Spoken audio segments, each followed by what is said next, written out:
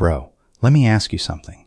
Have you ever told your girl, "You can do it, babe," and then rolled over and went to sleep like you just performed a miracle? Yeah, we need to talk. A lot of guys think being supportive just means not standing in her way, not blocking her dreams, saying, "Do you," and calling it a day. But that's not support, my guy. That's the bare minimum wearing a costume. Today I'm breaking down the difference between a passive man and a supportive man, and why she can tell the difference even when she doesn't say it out loud. Sign 1. The passive man agrees. The supportive man acts. Passive men think consent is the same as support. She says, "I want to start a business." And he says, "Cool, go for it." That's it. That's the whole contribution. A supportive man hears that and starts thinking about what he can actually do. Send her a contact, help her figure out startup costs, take something off her plate so she has time to build it. Psychology note: support isn't a feeling, it's a behavior. She's not measuring what you approve of. She's measuring what you show up for. Weak: "Yeah, babe, do your thing. I support you." Strong: "I support you. Let's sit down this weekend and map out what you actually need to get started." Sign 2. The passive man talks. The supportive man removes obstacles. This one trips up a lot of guys because they genuinely think they're being helpful. She's overwhelmed, stressed, running on fumes, and his big move is advice. You should relax. Stop stressing yourself. Like she hasn't thought of that. The supportive man looks at what's actually causing the stress and takes something off her hands. Cooking one night, handling the kids so she can breathe, actually doing something that changes her load, not just commenting on it. Weak: "Babe, you need to relax. You're stressing too much." Strong: "I got dinner tonight and I'll handle the kids' bedtime. Go take a bath. You don't have to think about anything else." Mistake 3. The passive man waits to be asked. A lot of men operate on, "If she needs something, she'll tell me." That sounds reasonable, but it puts the entire mental and emotional labor on her. She has to notice the problem, decide to ask, and manage your response. That's exhausting on top of everything else she's carrying. Strong men pay attention and act before it becomes a whole conversation. You don't need a formal request to notice she's drowning. Weak: "You never told me you needed help. How was I supposed to know?" Strong: "I noticed you've been buried in work all week. I already picked up the groceries and sorted the laundry." Sign 4. The passive man shows up for the wins. The supportive man shows up for the process. This is a big one.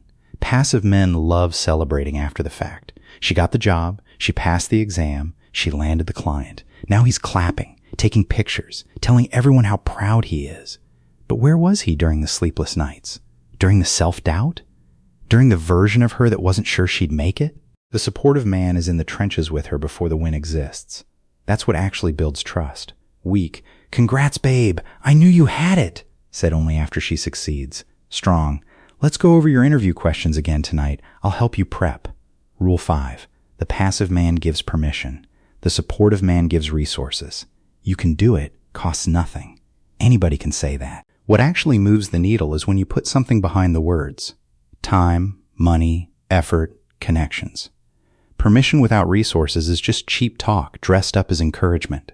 Psychology note: women aren't confused about encouragement versus effort. They know the difference. They just get told so often that "at least he's not against it, counts as good," that they lower the bar without realizing it. Weak: "You've got this. I believe in you." Strong: "I reached out to my cousin. He works in that industry. He's expecting your message tomorrow." Rule 6. The passive man protects his comfort. The supportive man sacrifices his comfort. Real support sometimes costs you something. Your time, your sleep, your Saturday plans. Passive men support you right up until it inconveniences them. The moment support requires effort on their part, suddenly they're tired, busy, or not really sure how to help. If you only show up when it's easy, you're not supportive. You're just agreeable when it's convenient. Weak: "I'd help, but I've had a long week too. My guy." Strong: "I know I'm tired too, but let's knock this out together tonight so it's off your plate." Rule 7. The passive man wants credit. The supportive man doesn't need it. Last one, and this separates the men from the boys. Passive men do the bare minimum, then remind you about it constantly. "I said you could do it, remember?" They want the credit for support without doing the work of it. A genuinely supportive man doesn't need a trophy. He does it because it's his person, not because he's collecting receipts for later. Weak. I've always supported everything you do. You should appreciate me more. Strong. Says nothing. Just keeps showing up.